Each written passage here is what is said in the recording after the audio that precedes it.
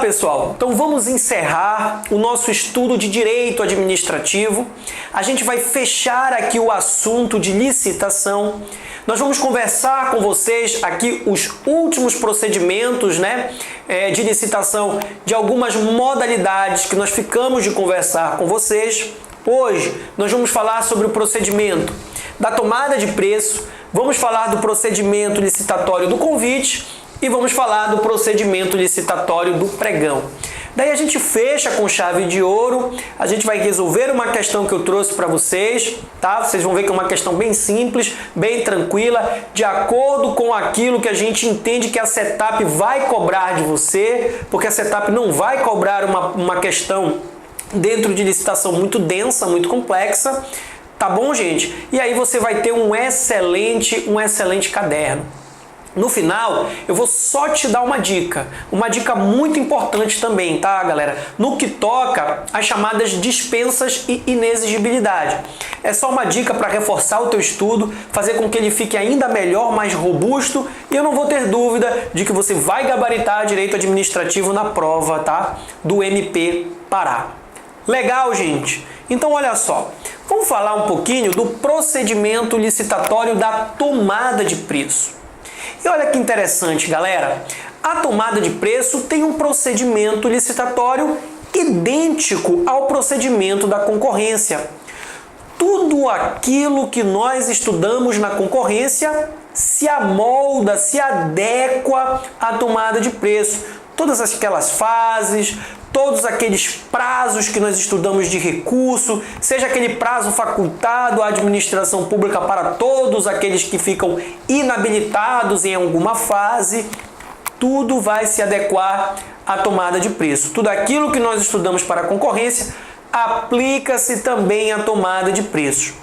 Nós só vamos ter, na realidade, uma única diferença. É que na tomada de preço, você vai lembrar comigo, quando a administração pública promove essa modalidade de licitação, todos os candidatos eles já estão cadastrados no órgão.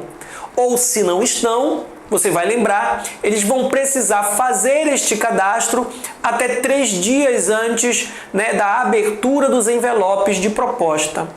Pois bem, se todos já estão cadastrados, significa dizer que todos aqueles inscritos eles já levaram a documentação no órgão, já estão com a sua documentação, toda aquela documentação exigida, já cadastrada no órgão.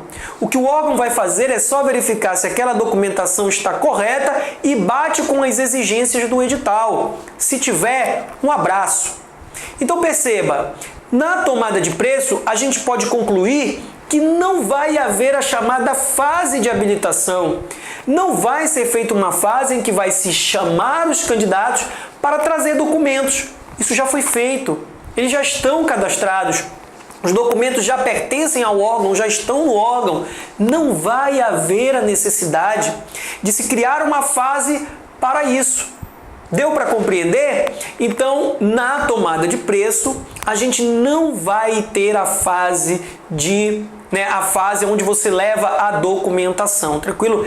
A fase de habilitação é a fase onde você então leva os documentos necessários, tá? Para que você veja se está se adequando ao edital, e adequado você passaria a fase de classificação, como ocorre, por exemplo, na concorrência. Na tomada de preço, esses documentos já já estão na posse do órgão da administração pública, que só vai verificar se adequa ao edital ou não.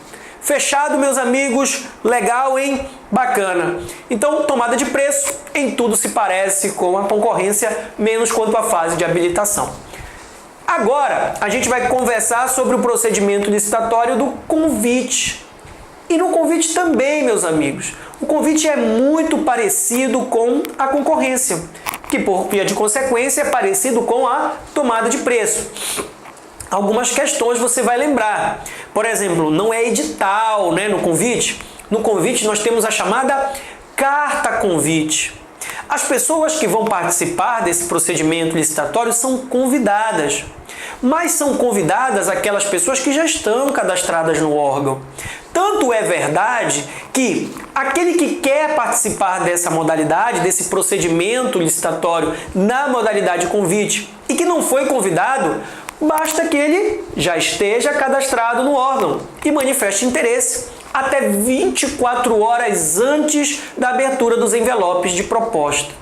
Ora, se em regra são convidados aqueles que já estão cadastrados no órgão, também, meus amigos, aqui no convite, nós não vamos ter a fase de habilitação.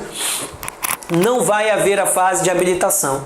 Então, também aqui a gente pula essa fase porque não vai haver necessidade, uma vez que todos aqueles que vão ser convidados provavelmente já estão ali cadastrados no órgão. Provavelmente não, estão cadastrados no órgão. E esse convite é feito para aqueles que cadastrados, ou seja, já apresentaram a sua documentação. Então não vai ter fase de habilitação. Tranquilo? Bacana? Mais uma diferença no convite. No convite, a gente vai ter uma diferença no que toca aos prazos. Você lembra que entre a fase de habilitação e a fase de classificação nós temos um prazo de recurso? Você lembra, né? Então, lá na concorrência nós estudamos que se alguém deseja reclamar, né, uma determinada questão dentro da fase de habilitação, por exemplo, foi inabilitado porque não apresentou a qualificação técnica, e aí quer discutir o mérito disso, vai ter um prazo de 5 dias, não é verdade? 5 dias úteis. Então, esse prazo de 5 dias úteis na concorrência, no convite é diferente. No convite, o prazo de recurso será de 2 dias úteis. Então a mudança está aqui no prazo. Ele vai existir também a possibilidade de se recorrer entre a fase de habilitação e a fase de classificação. Da mesma forma que na fase de classificação para a fase de homologação, você também vai ter um prazo de recurso, que no convite também será de 2 dias úteis. Tranquilo? Daí lembra também comigo que lá na concorrência é possível que todos aqueles inscritos sejam inabilitados. Por exemplo, na fase de habilitação, todos ficam inabilitados, não passam. E aí faculta-se à administração abrir um prazo, que na concorrência é de 8 dias úteis. Um prazo para que essas pessoas inabilitadas se adequem ao edital e de repente passem, né, a se habilitar, a ser habilitadas, serem habilitadas. Tranquilo? No convite, esse prazo passa a ser de 3 dias úteis, não mais 8 dias úteis, mas sim 3 dias úteis. Então, meus caros, basicamente, essas são as diferenças entre o procedimento licitatório do convite e o procedimento licitatório da concorrência. De mais a mais, tudo igual. Tudo do mesmo jeito. Fácil, bacana, legal? Então vamos fechar? Vamos fechar falando do procedimento licitatório do pregão. Lembra do pregão? Lembra que eu falei que essa é o tipo de modalidade licitatória em que a administração pública está desejosa de adquirir um bem ou um serviço comum, de uso comum. Eu até dei o exemplo de borracha, caneta, lápis. São esses tipos de bens cuja expressão é usual, né, comum. Esse tipo de bens e serviços que a administração pública deseja obter, ela pode obter por meio do pregão. O pregão, meus amigos, é uma modalidade licitatória calcada no princípio da celeridade, e a gente vai observar isso. Mas antes da gente falar do procedimento licitatório do pregão, eu quero te lembrar que essa modalidade licitatória é utilizada pela administração pública todas as vezes que ela quer adquirir um bem ou serviço cuja expressão desse bem ou desse serviço é de uso comum, é usual. E eu trouxe até para vocês como exemplo a ideia da caneta, da borracha, do papel, do lápis. Então, esses tipos de bens comuns, a administração pública, ela pode adquirir por meio do pregão. Hoje, o pregão é uma modalidade licitatória amplamente utilizada pela administração pública.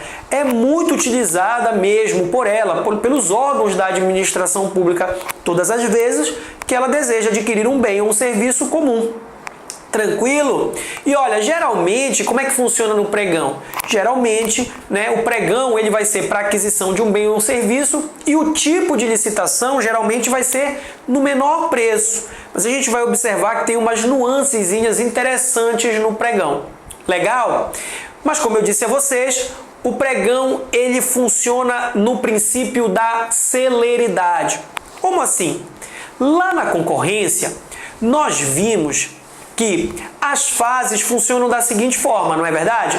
Primeiro nós temos a fase interna, logo após a fase interna nós temos a fase de habilitação, onde todos os candidatos levam os documentos, depois nós temos a fase de classificação, abre-se os envelopes de propostas e depois fase de homologação, onde a administração pública vai verificar vícios se existem naquele procedimento licitatório. E por fim a fase de adjudicação, que é quando ela declara o vencedor.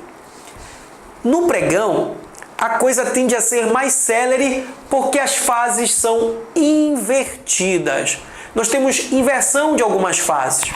Por exemplo, primeiro vai ter a classificação. Passada aquela fase interna, onde a administração pública justifica a necessidade da licitação e tudo mais, passado isso, nós já vamos para a classificação, meus amigos. Isso significa dizer que primeiro a administração pública vai julgar as propostas e depois que ela classifica é que ela vai recolher os documentos. Então nós temos aqui primeiro o julgamento objetivo das propostas para que só depois a administração pública analise toda a documentação. E aí depois que ela verificou que está tudo certo, é que ela vai passar não para a fase de homologação. Agora ela vai passar para a fase de adjudicação. Olha só, ela vai declarar o vencedor. Ela já fez o julgamento objetivo, a documentação está tudo ok, declara o vencedor. E só depois que ela declara o vencedor é que ela vai analisar se existiu ali algum vício, algo que maculou, aquele procedimento licitatório e que poderá ensejar uma nulidade. Deu para entender? Então nós temos aqui uma celeridade maior em função da inversão dessas fases. Legal? Eu chamo a atenção no pregão para a chamada fase de classificação, porque ela vai funcionar da seguinte forma, preste bem atenção. Lá na classificação vai ocorrer da seguinte forma, olha só, chegam as propostas, é feito, portanto, o julgamento, observa-se todas as propostas, abre-se ali os envelopes, e aí o que a administração pública vai fazer? Ela vai classificar, olha só, tome nota disso, é muito importante no pregão. Então a administração pública ela vai classificar a melhor proposta, que geralmente é no menor preço. Então ela vai classificar a melhor proposta. E vai classificar também todas as outras propostas que não ultrapassarem 10% da proposta vencedora. Então a administração pública abre os envelopes, observa qual foi a melhor proposta e essa classifica. Aí todas as outras propostas que não ultrapassarem o percentual, 10% da melhor proposta, vai passar também. Se a melhor proposta for, por exemplo, R$100, todos aqueles outros que apresentaram uma proposta até 110 vão passar. Vão passar junto com a proposta vencedora. Mas vão passar para onde, professor? Vão passar para os chamados lances verbais.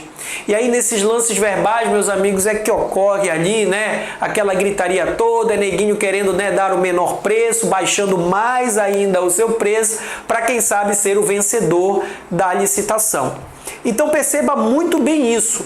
Passa a melhor proposta e todas as outras propostas que não ultrapassarem 10% da melhor proposta. Detalhe, a Lei 8.666 de 93 vai dizer que tem que passar no mínimo 3 propostas. No mínimo 3 propostas. Se a melhor proposta que for passar, mas se todas as outras propostas elas forem acima de 10%, como é que fica então?